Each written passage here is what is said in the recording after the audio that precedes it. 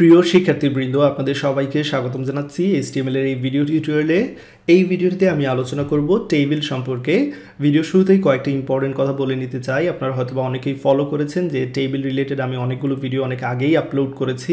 তারপরও নতুন করে কেন টেবিলের উপর ভিডিও আপলোড করছি তার কারণ হচ্ছে আপনারা অনেকেই রিকোয়েস্ট করেছেন কয়েকটি ভিডিওতে সাউন্ড বা ভিডিও কোয়ালিটিতে প্রবলেম থাকার কারণে নতুন করে আপডেট করার জন্য বা আপলোড করার জন্য। তো সেই কাজটাই করছি। আসলে HTML এর ভিডিও সিরিজটি আমি 2016 সালে তৈরি করেছিলাম। তখন ক্যামেরা বা মাইক্রোফোনে অনেক ধরনের প্রবলেম ছিল। তো যাই হোক, শুরু করা যাক আমাদের নতুন ভিডিও শুরুতে আবারও আরেকটা কথা এখানে বলে নিতে হবে। আমি সোফার টেবিল রিলেটেড 11টি ভিডিও টিউটোরিয়াল তৈরি করেছি, যার মধ্যে 3টি আসলে জেনারেল আইডিয়া দেওয়ার জন্য, যেটা হচ্ছে সাধারণ স্টুডেন্টদের জন্য। আর যারা মূলত HSC-তে পড়াশোনা করছেন ICT নিয়ে, তাদের জন্য আমি প্র্যাকটিস ভিডিও হিসেবে টেবিল রিলেটেড আরও অনেকগুলো ভিডিও করেছি, যেগুলো শুধুমাত্র তাদেরকে উদ্দেশ্য করে। তো সবসময় খেয়াল রাখবেন, আসলে আমি আলাদা আলাদা প্লেলিস্ট তৈরি করে থাকি। HSC শিক্ষার্থীবৃন্দদের জন্য আলাদা প্লেলিস্ট আছে HTML এর, এবং নর্মাল যারা জেনারেল শিক্ষার্থী তাদের জন্য আলাদা HTML এর প্লেলিস্ট আছে। তো অনেক সময় দেখবেন ভিডিও সংখ্যা 28 এর পরে ভিডিও সংখ্যা 40। তার মানে এই নয় যে আমি ভিডিওগুলো তৈরি করিনি, আমি ভিডিওগুলো তৈরি করেছি, বাট হয়তোবা সেগুলো আপনার দরকার নেই, সেই জন্য সেই প্লেলিস্টে সেই রকম দেওয়া আছে। তো সবসময় ভিডিওগুলো প্লেলিস্ট থেকে ফলো করার চেষ্টা করবেন যে সিকোয়েন্স দিয়েছি। ওকে, তো আমি মূলত এই 3টি ভিডিও আবারও আমি আপলোড করব। এই 3টি ভিডিও টপিকগুলো আসলে নিয়ে আবারও নতুন করে কাজ করছি এখানে। তো এই ভিডিওতে আমি আপনাদের ধারণা দেব simple table, col span, row span সম্পর্কে আলোচনা করব না, সেল স্পেসিং, সেল প্যাডিং সম্পর্কে আলোচনা করব এই 2টি টপিক নিয়ে। এবং পরবর্তী ভিডিও টিউটোরিয়ালে আমি কল স্প্যান এবং রো স্প্যান সম্পর্কে আপনাদের ধারণা দেব। তো চলুন শুরু করা যাক। প্রথমে একটি HTML টেবিলের আমরা বেসিক স্ট্রাকচারগুলো শিখে নেই। এখানে একটি টেবিল দেখতে পাচ্ছেন। তো এই টেবিলে অবশ্যই ডাটাগুলো আপনারা দেখতে পাচ্ছেন, আইডি, নেম, জিপি, অনেক কিছু রয়েছে, হোয়াট এভার। তো HTML এর টেবিল তৈরি করতে হলে প্রথমেই যে ট্যাগটা ব্যবহার করতে হবে সেটা হচ্ছে টেবিল ট্যাগ। এবং টেবিল ট্যাগ হচ্ছে কন্টেইনার ট্যাগ বা পেয়ার ট্যাগ, অর্থাৎ এগুলো জোড়া জোড়ায় আসবে, স্টার্টিং এবং এন্ডিং ট্যাগ থাকবে, কিন্তু লক্ষ্য রাখবেন। দেন টেবিলে অনেকটা মানুষের মতোই টেবিলের হেড থাকবে, টেবিলের বডি থাকবে, টেবিলের ফুটার থাকবে। তো এই টেবিলের হেডের জন্য যে ট্যাগটা ব্যবহার করা হয় এখানে দেখতে পাচ্ছেন টি হেড। অ্যান্ড দেন অবশ্যই এটা হচ্ছে টেবিল বডি, সো এটাকে টি বডি দ্বারা রিপ্রেজেন্ট করা হয়। এইখানে দেখতে পাচ্ছেন আপনারা টি বডি। অ্যান্ড দেন সবার শেষে যেমনটা বলেছিলাম এটা হচ্ছে টি ফুট, এবং এটা আমরা এখানে ব্যবহার করতে পারি। তো আমি মূলত এখানে ফুটারটা আমি এখানে স্কিপ করে মূলত ওই বডি এবং হেড নিয়ে আলোচনা করব। তো এবার এখানে লক্ষ্য রাখবেন, যেমনটা বলেছিলাম প্রথমে আমরা টেবিল হেড নিয়ে আলোচনা করি, এতে করে আপনাদের বুঝতে সুবিধা হবে।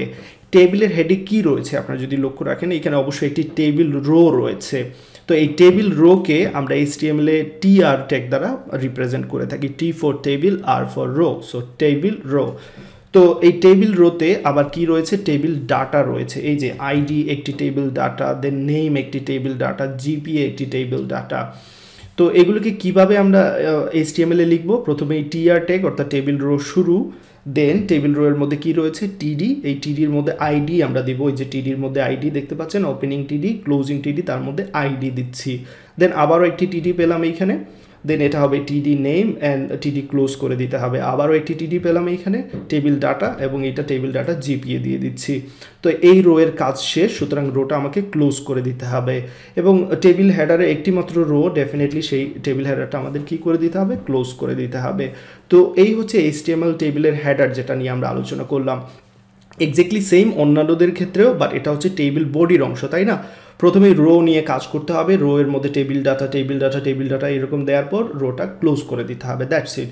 তো এখানে একটা ইম্পর্টেন্ট বিষয় হচ্ছে কি, যে টেবিলের হেডারগুলো আমরা চাই একটু বোল্ড করে দেখানোর জন্য, সেই জন্য মূলত TD না ব্যবহার করে আমরা যেটা করি, শুধুমাত্র হেডারের জন্য TH ব্যবহার করে থাকি, লক্ষ্য রাখবেন, টেবিল হেডার। সো একটু বোল্ড করে দেখাবে, এই হচ্ছে মেইন পার্থক্য, আর কোনো বড় এখানে পার্থক্য নেই। সো আমরা সবগুলোর ক্ষেত্রে আসলে TD সবগুলোই টেবিলের ডাটা, বাট শুধুমাত্র হেডারের ক্ষেত্রে আমরা ইউজ করব TH, এটা এখানে লক্ষ্য রাখবেন। তারপর যেটা, এবার আসুন আমরা টেবিল বডি নিয়ে কাজ করি। টেবিল বডিতে কি আছে, প্রথমেই যেটা বলেছি টেবিল রো লিখতে হবে, অর্থাৎ TR ট্যাগ ব্যবহার করতে হবে। TR ট্যাগের মধ্যে কি রয়েছে, TD রয়েছে, সো TD 101, দেন TD আনিস, দেন TD যে পয়েন্টটা আছে 3.92 সেটা দিয়ে দিলাম, দ্যাটস ইট। তাহলে এইখানে টেবিলের রোটা কি হয়ে গেল, শেষ হয়ে গেল। তো এক্স্যাক্টলি সেমভাবে পরবর্তী রো এর কাজ হবে। তো বেসিক সিনট্যাক্সটা আসলে বুঝতে পারলে টেবিল ক্রিয়েট করা খুবই সহজ। তো আশা করি পরবর্তীটা কীভাবে করতে সেটা আপনারা বুঝতে পেরেছেন। টেবিল রো দিয়ে শুরু, then table data and table data দিয়ে আমাদের এই টেবিল রো এর কাজ শেষ, এতটুকুই। তো চলুন এবার দেখে নেওয়া যাক যে আসলে এই টেবিলটা আমরা রিয়েল লাইফে কীভাবে তৈরি করতে পারি। প্রথমেই যে কাজটা করব, আমি আসলে নোটপ্যাড প্লাস প্লাস ওপেন করে নেব। আপনাদের যাদের নোটপ্যাড প্লাস প্লাস ইনস্টল করা আছে, দ্যাটস ভেরি গুড, আপনারা ওপেন করে নেবেন। আর যাদের তো ইনস্টল করা নেই তারা নতুন করে ইনস্টল করে নেবেন দয়া করে। ওকে, এখানে আমি নতুন একটি ফাইল তৈরি করব, সেভে গেলাম এবং ফাইলের নাম আমি দিচ্ছি index.html। আপনারা যে কোনো নামে দিতে পারেন, আমি এটা সেভ করে নিচ্ছি, অলরেডি আমার তৈরি করা ছিল তাই এখানে আসলে সেটাকে রিপ্লেস করে দিলাম। এবার যে কাজটা করব, আমি বেসিক স্ট্রাকচারটা তৈরি করে নিচ্ছি HTML ফাইলের জন্য। আপনাদের নিশ্চয়ই জানা আছে ডক টাইপ দেন HTML লিখতে হবে। তারপর যে কাজটা করব, ওপেনিং HTML, ক্লোজিং HTML একসাথে তৈরি করে নিলাম। ক্লোজিং ট্যাগটা এখানে ক্রিয়েট করে নিলাম। তারপর যেটা করব, HTML ট্যাগের মধ্যে দুইটি পার্ট থাকে, হেড এবং বডি, সেই হেড এবং বডি তৈরি করে নিচ্ছি, হেড অ্যান্ড তারপর যেটা করব এখানে বডি তৈরি করব। দ্যাটস ইট, বডিটা ক্লোজিং ট্যাগটা আমি এখানে কমপ্লিট করে নিচ্ছি, পারফেক্ট। এবং হেডের মধ্যে আমরা কি করতে পারি, টাইটেল সেট করে নিতে পারি। খুবই কুইকলি একটি টাইটেল সেট করে নিচ্ছি, টাইটেলের মধ্যে যে কোনো কিছু টাইটেল দিতে পারেন, আমি দিচ্ছি HTML টেবল। সব কিছু ঠিকঠাক থাকলে এবার যদি আমি এই কোডটা এখানে আউটপুট দেখার চেষ্টা করি তাহলে ডেফিনেটলি আমরা দেখতে পারবো আমরা কি কি সেট করেছি। সো index.html খুলছি, এখানে দেখতে পাচ্ছেন HTML টেবিল দেখাচ্ছে। তো চলুন এবার টেবিল তৈরি করার কাজ শুরু করে দিই। টেবিল তৈরির জন্য প্রথমে যে কাজটা করতে হবে আপনাদের বলেছিলাম নিশ্চয়ই মনে আছে, টেবিল ট্যাগ ব্যবহার করতে হবে। সো ওপেনিং এবং ক্লোজিং টেবিল ট্যাগ এখানে দিয়ে নিতে হবে। তারপর যে কাজটা করতে হবে, টেবিল হেড, টেবিল বডি এরকম ট্যাগগুলো ব্যবহার করতে হবে। টেবিল হেড, প্রথমে টেবিল হেড তৈরি করে নেই, কি বলেন তাই না? সো টেবিল হেডের মধ্যে কি করতে হবে, সবসময় বলেছি টেবিল রো আগে, দেন টেবিল ডাটা এগুলো নিয়ে কাজ করতে হবে। So TR for table row. এবার এই টেবিল রো প্রথমে রো এর মধ্যে নিয়ে নিচ্ছি TH, যেহেতু হেডের মধ্যে আমি বলেছি আমরা TD ব্যবহার করব না, আমরা কি ব্যবহার করব, TH ব্যবহার করব। সো এটা হচ্ছে টেবিল হেডার এবং এখানে দিয়ে দিচ্ছি আইডি, দেন এক্স্যাক্টলি সেম আরও কয়েকটি আমি নিয়ে নিচ্ছি, name and then GPA save করে নিলাম। এখানে রিলোড করে দেখাচ্ছি, দেখতে পাচ্ছেন আইডি, নেম, জিপিএ দেখাচ্ছে। তো টেবিল হেডের কাজ শেষ। এবার আমি যে কাজটা করব, টেবিল বডি নিয়ে কাজ করব। সো টি বডি, এখানে টি বডি দিয়ে দিলাম, ক্লোজিং টি বডি অর্থাৎ টেবিল বডি। এই টেবিল বডির মধ্যে এবার আমার কাজ হচ্ছে একটি একটি করে রো তৈরি করা, তাই না? তো রো তৈরি করার জন্য যে কাজটা করতে হবে আপনাদের নিশ্চয়ই জানা আছে, টিআর ট্যাগ ব্যবহার করতে হবে অর্থাৎ টেবিল রো। এবং এই টেবিল রো এর মধ্যে এবার আমরা টিডি ব্যবহার করব, শুধু টেবিল ডাটা। এইখানে কিন্তু আমরা টিএইচ ব্যবহার করব না, কারণ টিএইচ অলরেডি আমরা ব্যবহার করেছি শুধু টেবিল হেডারে, সেটা মনে রাখতে হবে। ওকে, সো টিডি ক্লোজ করে দিচ্ছি এবং এই টিডির মধ্যে আমি একটা আইডি দিয়ে দিচ্ছি 101, দেন টিডির মধ্যে আমি কারোর নাম দিয়ে দিচ্ছি, ধরা যাক আমার নাম দিচ্ছি, দেন হচ্ছে এখানে আমি জিপিএটা বসিয়ে দিচ্ছি। ওকে, 3.92 সেভ করে নিলাম। সব কিছু ঠিকঠাক থাকলে রো অ্যাড করে হয়ে যাওয়ার কথা এবং দেখতে পাচ্ছেন এখানে অ্যাড করা হয়ে গেছে। তো এবার আমি আরও দুইটি রো তৈরি করে নিচ্ছি, এটা কপি পেস্ট করে নিচের দিকে বসিয়ে দিলাম। এখানে আমি ভ্যালুগুলো চেঞ্জ করে দিচ্ছি এবং এখানে দিয়ে দিচ্ছি 2.92 ধরা যাক, এক্স্যাক্টলি সেম। নিচের দিকে আমি আরেকটা রো তৈরি করে নিলাম, কপি পেস্ট করে এখানে চেঞ্জ করে দিচ্ছি ভ্যালুগুলো 103, এইখানে দিচ্ছি রাসেল এবং এক্স্যাক্টলি সেম জিপি রেখে দিলাম। এবার এটা রিলোড করে দেখাচ্ছি, দেখতে পাচ্ছেন আমাদের টেবিল তৈরি করা হয়ে গেছে। তো আগে আমরা এই টেবিলগুলো বর্ডার বা অন্যান্য কিছু দেওয়ার জন্য, প্রপার্টিগুলো দেওয়ার জন্য আমরা কি করতাম, টেবিল ট্যাগে এখানে ওপেনিং ট্যাগে এসে লিখে দিতাম বর্ডার ইকুয়াল সাপোজ 2 পিক্সেল অথবা হোয়াট এভার, 2 একটা এখানে সাইজ হিসেবে ধরে নিচ্ছি। তো দেখতে পাচ্ছেন এখানে বর্ডার দেওয়া হয়ে গেছে। তারপরে এখানে কি করতাম, আমরা এখানে টেবিলের উইথ বলে দিতে পারতাম, উইথ ইকুয়াল বলে দিতে পারতাম ধরা যাক 30 বা 300 পিক্সেলের মতো, দেন হাইট বলে দিচ্ছি এখানে 200 পিক্সেলের মতো। সো এই কাজগুলো আমরা আগে করেছি, ডেফিনেটলি আমরা অনেকেই জানি, যারা জানি না তাদের কোনো সমস্যা নেই। এখানে দেখতে পাচ্ছেন এটার সাহায্যে বর্ডার দিয়েছি, টেবিলের উইথ 300 পিক্সেল দিয়েছি, হাইট 200 পিক্সেল দিয়েছি এবং চাইলে এখানে আমরা অ্যালাইনমেন্টগুলোও করতে পারবো। আমরা এখানে টেবিলের রো এর অ্যালাইন করে দিতে পারি, অর্থাৎ প্রত্যেকটি রো এর ভ্যালুগুলোকে আমরা সেন্টার নিয়ে যেতে পারি। এই যে সেন্টার দিয়ে দিলাম, এখানে যদি রিলোড করার পর দেখতে পাচ্ছেন এখানে টেবিলের হেডারের সবগুলো ভ্যালু সেন্টারে চলে এসেছে। তো এক্স্যাক্টলি এই জিনিসটা এখান থেকে কপি করে প্রত্যেকটি টেবিল রো যেখানে শুরু হয়েছে সেইখানে যদি আমি এটাকে বসিয়ে দিই তাহলে কি হবে লক্ষ্য রাখবেন, প্রত্যেকটি টেবিল রো যেখানে শুরু হয়েছে সেখানে আমি এই অ্যাট্রিবিউটগুলো অ্যাড করে এবার যদি আমি এটা রিলোড করি দেখতে পাচ্ছেন সব কিছু সেন্টারে চলে এসেছে। তো এগুলো ডেফিনেটলি আমরা এরকম করতে পারবো, বাট আসলে HTML-এ এই স্টাইলিংয়ের কাজ করা হয় না, স্টাইলিংয়ের কাজ করা হয় CSS এর সাহায্যে। তো সেই জন্য আসলে এইগুলো এখানে রেকমেন্ডেড না। তো এই কাজগুলো আমরা কিভাবে করব সেটা যখন সিএসএস শিখবো খুব সহজেই বুঝতে পারবো। তারপরেও আমি এখানে সিএসএসের কিছু আইডিয়া ডেফিনেটলি দিয়ে দিচ্ছি। আপনারা যখন স্টাইল করতে চাইবেন কোনো কিছু, সেটা হচ্ছে সিএসএসের সাহায্য করবেন, এবং সেই জন্য স্টাইল যে এইখানে ট্যাগ আছে তার মাধ্যমে আমরা এই কাজটা করতে পারি। এইখানে স্টাইল ট্যাগটা আমি হেডের মধ্যে ব্যবহার করলাম, লক্ষ্য রাখবেন এইখানে স্টাইল ট্যাগটা হেডের মধ্যে ব্যবহার করলাম। তো এখানে স্টাইলিংয়ের উপর এত গুরুত্ব দেওয়ার দরকার নেই, বাট কিছু জিনিস অবশ্যই জেনে নেওয়া ভালো, তাই আমি এখানে দেখাচ্ছি। কারণ সিএসএসের আমার যে সিরিজ রয়েছে সেখান থেকে আপনারা সিএসএস সম্পর্কে অনেক কিছু এমনিতেই শিখতে পারবেন, বাট এই মুহূর্তে বেসিক জিনিসগুলো দেখানোর জন্যই আসলে স্টাইল ট্যাগটি আমি ব্যবহার করছি। তো আবারও বলে নিচ্ছি, হেড ট্যাগের মধ্যে স্টাইল ট্যাগ নিচ্ছি এবং এইখানে মূলত আমি স্টাইলিং করব। প্রথমে যে কাজটা করতে যাচ্ছি, আমি আসলে এই যে উইথ হাইট যেগুলো সেট করেছি বর্ডার সব কিছু এখান থেকে সরিয়ে নিচ্ছি। এবার আমি এই স্টাইল ট্যাগের মাধ্যমে এই টেবিল ট্যাগকে এখান থেকে অ্যাক্সেস করতে পারবো। সো লক্ষ্য রাখবেন এখানে আমি টেবিলকে অ্যাক্সেস করছি, সেকেন্ড ব্র্যাকেট দিচ্ছি, ক্লোজিং সেকেন্ড ব্র্যাকেট দিচ্ছি। এবার মূলত এইখানে আমি টেবিলের যে স্টাইলগুলো দরকার সেইগুলো বলে দিতে পারবো। তো আমি এবার যদি এটাকে রিলোড করে নেই, লক্ষ্য রাখবেন সব স্টাইল কিন্তু চলে গিয়েছে, কারণ আমরা টেবিলের স্টাইলটা এখনও এখানে দেইনি। তো প্রথমে আমি দিচ্ছি দরজা উইথ দিচ্ছি এখানে 300 পিক্সেলের মতো। লক্ষ্য রাখবেন এখানে কিন্তু ইকুয়াল সিম্বল ব্যবহার করা হচ্ছে না, কারণ সিএসএসে কোলন চিহ্ন এরকম ব্যবহার করা হয়। দেন হাইট দিচ্ছি, ধরা যাক আমি এখানে 200 পিক্সেলের মতো দিচ্ছি, এবং আমি বর্ডার দিয়ে দিচ্ছি, যেটা মোস্ট ইম্পর্ট্যান্ট। বর্ডার হচ্ছে 1 পিক্সেল, সলিড বর্ডার দিচ্ছি। বর্ডারের কালারটা এখানে আমি বলে দিতে পারবো, আমি যদি এখানে পিঙ্ক কালার দিই তাহলে পিঙ্ক কালার হবে, যদি ব্ল্যাক কালার দিই সেক্ষেত্রে ব্ল্যাক কালার হবে। এখানে আমি রিলোড করছি, দেখতে পাচ্ছেন এখানে পিঙ্ক কালারের বর্ডার চলে এসেছে, তো আমি এখানে ব্ল্যাক কালার ইউজ করব। সেভ করে নিলাম। তো আশা করি এতটুকু নিশ্চয়ই বুঝতে পেরেছেন, বাট এখানে একটা বিষয় আপনারা ফলো করেছেন, যে বিষয়টা হচ্ছে যে আমাদের টেবিল ডাটা বা টেবিল হেডারের চারিদিকে কিন্তু কোনো বর্ডার এখানে দেওয়া হয়নি। তো আমরা সেটা ডেফিনেটলি দিতে পারবো। সেটার জন্য আমাদের যে কাজটা করতে হবে আমি সেটা এখানে আপনাদের দেখাচ্ছি। লক্ষ্য রাখবেন টিআর আমরা মূলত টিডি অর্থাৎ টেবিল ডাটা এবং টেবিল হেডার এই দুইটাকে সিলেক্ট করছি। সিলেক্ট করে তাদের জন্য স্টাইল দেব।